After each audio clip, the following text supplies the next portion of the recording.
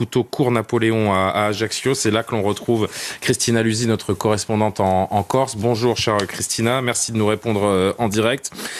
Question très factuelle, que savez-vous des derniers éléments en votre possession sur les intentions de cet homme et ce qui s'est réellement passé ? Écoutez, selon les premiers éléments, il s'agirait d'un homme sénégalais âgé de 26 ans, disposant d'un titre de séjour belge. L'individu serait d'abord entré dans un premier bar du cours Napoléon. Vous savez, un secteur particulièrement fréquenté, et d'autant plus en ce week-end précédent Noël. Il aurait exhibé un couteau.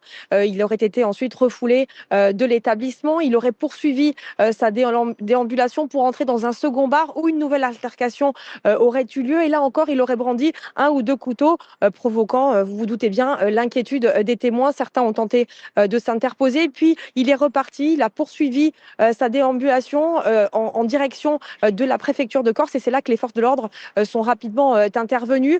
Les policiers ont tenté de le neutraliser à l'aide de pistolets à impulsion électrique. 2 tirs de taser auraient été effectués sans parvenir à le maîtriser. Et selon le parquet, l'homme aurait alors menacé directement les policiers en exhibant un couteau. Et l'un des fonctionnaires de police a fait usage de son arme de service, touchant mortellement l'individu qui est décédé sur place. Aucune autre personne n'a été blessée lors de l'intervention. La piste d'un individu souffrant de troubles psychiques est à ce stade privilégiée par les enquêteurs. Un important dispositif de sécurité a été déployé sur les lieux et une enquête judiciaire est en cours.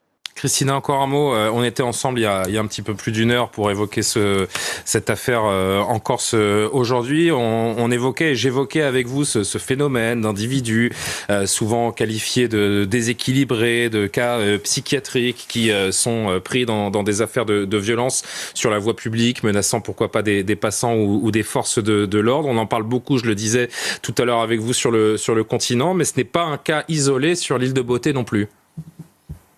Non, malheureusement, on le disait tout à l'heure, c'est vrai qu'on assiste de plus en plus à finalement, ici aussi, une certaine banalisation aussi des faits parce que il fut un temps où ce genre de choses ne se passait pas chez nous, hein.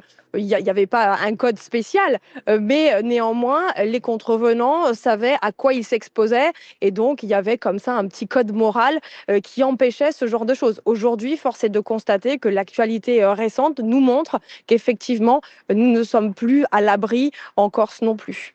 La Corse pas épargnée donc par cette hausse des violences généralisées sur le territoire français. Merci beaucoup, Christine.